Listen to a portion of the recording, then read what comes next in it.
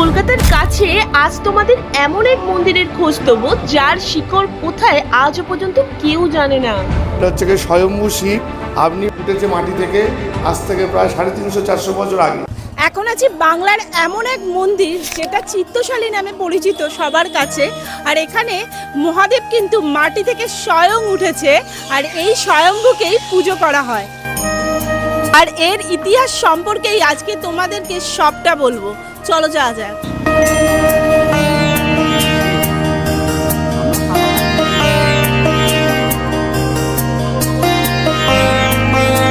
এটাই হচ্ছে সেই মন্দিরের প্রধান গেট, যেটা দিয়ে আমরা মন্দিরের ভেতরে প্রবেশ করব। চলো আসো। এই হচ্ছে ভগবান, দেখতেই পাচ্ছ মহাদেব। তো চলো যাওয়া যাক। দেখতেই পাচ্ছ বাবা কিন্তু এখানে নিজে থেকে উঠেছে, দেখতেই পাচ্ছ। কালকে অলরেডি পুজো হয়ে গেছে আর আজকে আমরা এসেছি, আগেই বললাম। তো অনেকেই তীর্থযাত্রীরা এসছে পুজোর জন্য। যারা যারা জানো না এই মন্দিরের কথা, তারা কিন্তু অবশ্যই একবার এখানে এসো। এলে কিন্তু মনটা সত্যি ভীষণ ভালো লাগবে। আর এখানে কিন্তু প্রত্যেক বছর চৈত্র মাসে মঠ হয়। কালকে অলরেডি মঠ হয়ে গেছে আর আজকে আমরা এসেছি। দেখতেই পাচ্ছ এখানে কিন্তু এখনও দোকান পাশাল এখনও রয়েছে চারিদিকে। কালকে ভগবানের পুজো করা হয়েছে, অনেকে দূর দূরান্ত থেকে এসছে এখানে।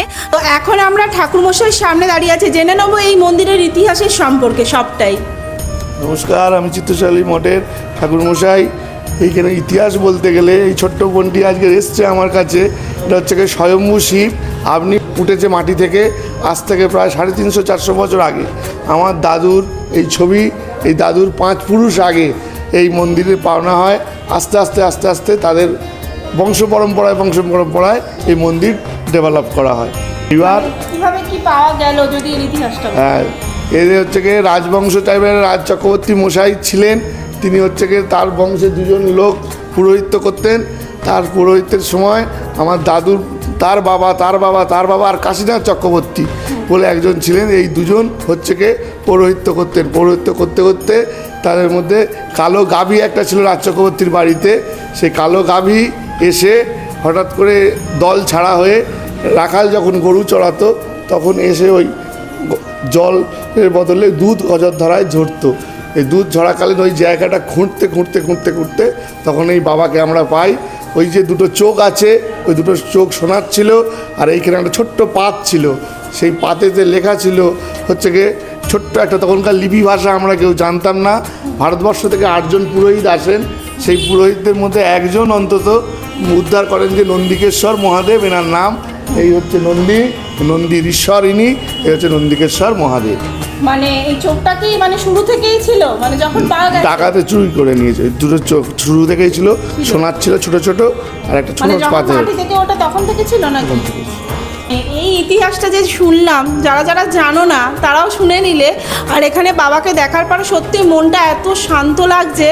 অনেক ছোটোবেলা থেকে এর গল্প আমরা শুনেছি যে এখানে নাকি স্বয়ং বাবা মাটি থেকে উঠেছে। আজকে নিজের চোখে এসে দেখছি, সত্যি ভীষণ ভালো লাগছে। এখনো পর্যন্ত বাবার দোয়ার থেকে কেউ ফেরে না, প্রত্যেকে এসে সাকসেসফুল হয়ে যায়।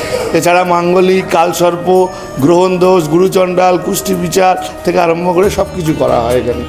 ইংরেজির 11ই এপ্রিল হচ্ছে বাৎসরিক পুজো হয়। এছাড়া প্রত্যেক সোম, শুক্র, অমাবস্যা, পূর্ণিমায় পুজো হয়।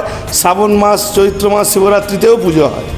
এই দেখো সামনেই রয়েছে পুজোর সময়সূচি। কবে কোন দিন পুজো হয় তোমরা কিন্তু এখান থেকে জানতে পেরে যাবে যে এখানে এলে কোন দিন পুজো দিতে পারবে আর কবে কবে পুজোটা হয়। এই হচ্ছে বাবার পুকুর, যেখানে ভক্তরা স্নান করে আর চৈত্র মাসের এই বিশেষ দিনে বাবার মাথায় জল ঢালে।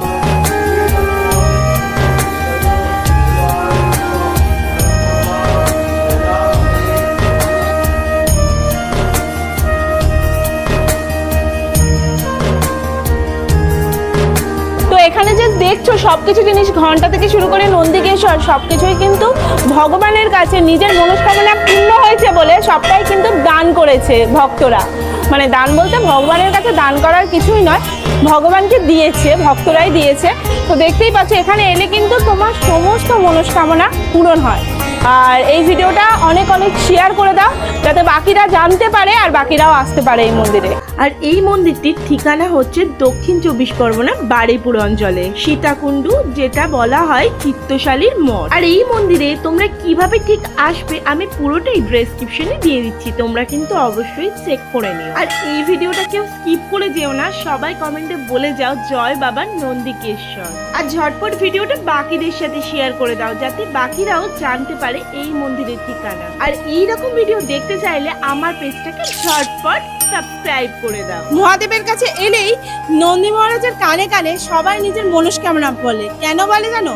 কারণ মহাদেবের কাছে স্বয়ং তো আমরা পৌঁছতে পারবো না, তো নন্দীর কানে যদি আমরা নিজের মনস্কামনা বলি তাহলে সেটা নিয়ে গিয়ে মহাদেবের কাছে সে কিন্তু দেয়, তো সেই কামনাটা খুব তাড়াতাড়ি পূরণ হয়ে যায়। তাই জন্য আমরা যখন এই মহাদেবের দর্শন করতে যাই তখন এই নন্দী মহারাজের কানে কানে নিজের মনস্কামনাটা বলে দিই, যাতে সেটা নিয়ে গিয়ে মহাদেবের কাছে দেয় আর আমাদের মনস্কামনা পূর্ণ হয়। মানে তোমাদেরকে এই কথাটা আমি বলছি, আমার গায়ের লোম এই মুহূর্তে খাড়া হয়ে উঠছে, জানি না কেন। মন্দিরে দাঁড়িয়ে রয়েছি, তো এটা একটা অন্যরকমই ব্যাপার। মহাদেবের মন্দিরে দাঁড়িয়ে মহাদেবের কথা বলা এটা অনেক পরম ভাগ্যের ব্যাপার। তো যাই হোক, সবাই বলো জয় ভোলা মহেশ্বর।